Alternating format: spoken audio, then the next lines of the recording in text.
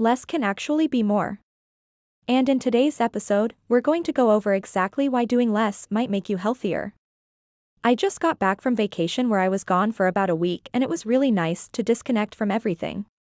You know, the office, work, the emails, all that stuff, and to spend time with my family. It made me realize how much we focus on doing more, trying to accomplish more. One is that sleep deprivation causes us to produce more of a hormone called ghrelin, which tells us we're hungry. At the same time, it causes us to produce less of a hormone called leptin, which tells us we're full. And that can cause a host of different problems, including being stuck in a weight loss plateau. Well, one way is by looking at our resting heart rate. If our resting heart rate is elevated, say above 60 beats per minute, it could be a sign that we're overtraining. Another indicator is if we're constantly feeling tired or fatigued, even after getting plenty of rest. And this can make it harder to lose weight and keep it off. And then we can gradually reduce the less healthy foods in our diet. For example, if we're trying to cut out soda, instead of going cold turkey, we can start by reducing the amount of soda we drink each day. It also helps us avoid late-night snacking. And it's been shown to promote fat loss without reducing the amount of calories we eat. Getting enough cardio can help improve our cardiovascular health and reduce our risk of chronic diseases. If you enjoyed this video, check out my podcast. Thanks for watching, and I'll see you guys soon.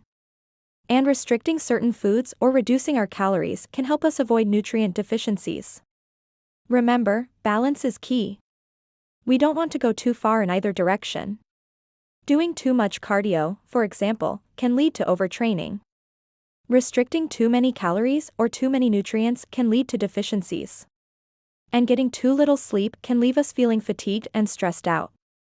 Maybe we'll drink 2 sodas one day, then 1 soda and 1 less healthy juice the next day, and then 1 soda and 1 more healthy juice the next day, and eventually work our way up to replacing the soda entirely with a healthy alternative.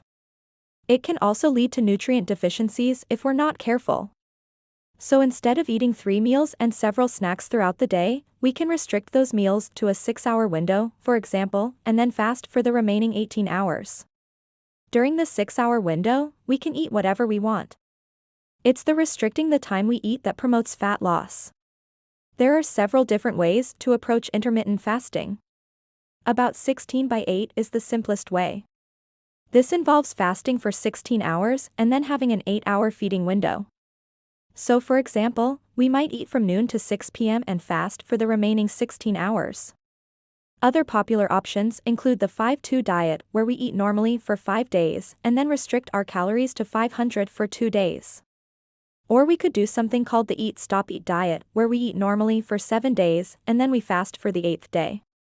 We would eat no calories for 24 hours and only consume fluids like water, coffee, or tea.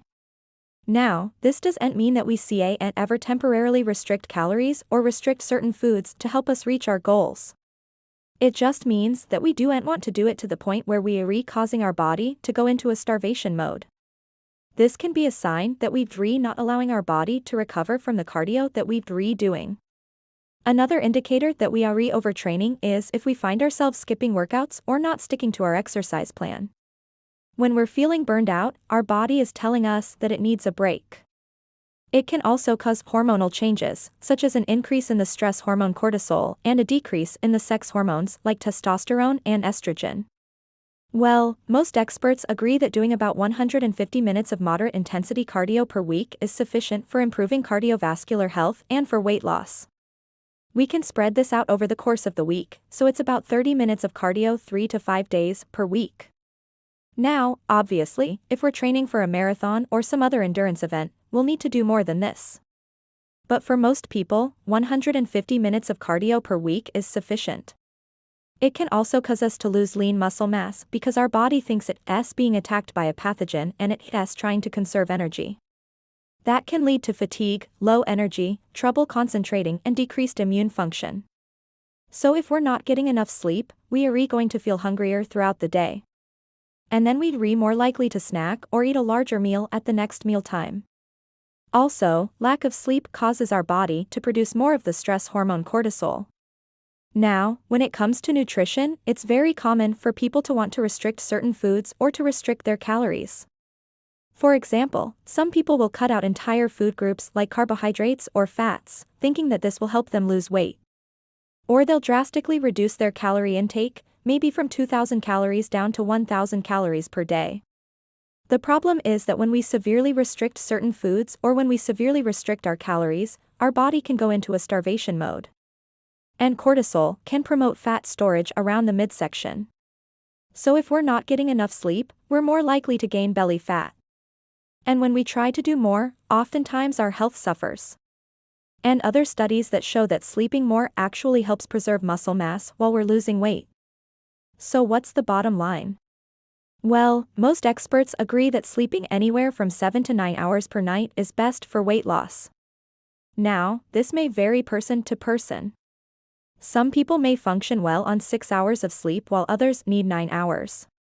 But the average amount of sleep for an adult is about 7.5 hours.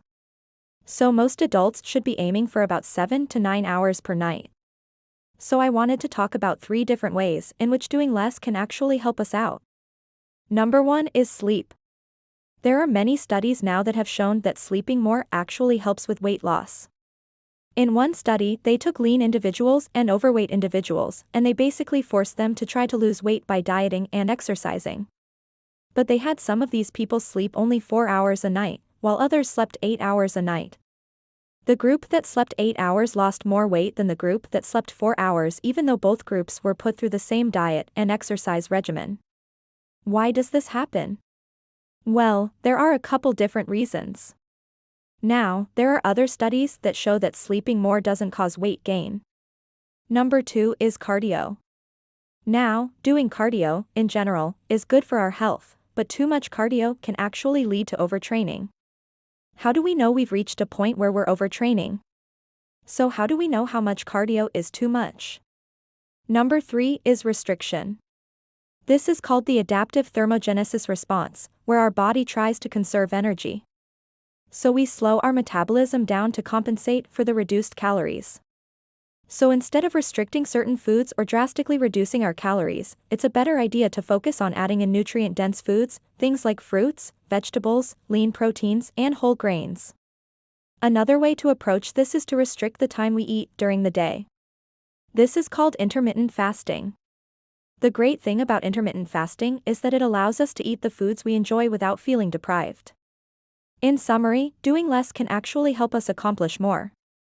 Getting enough sleep can help us lose more weight.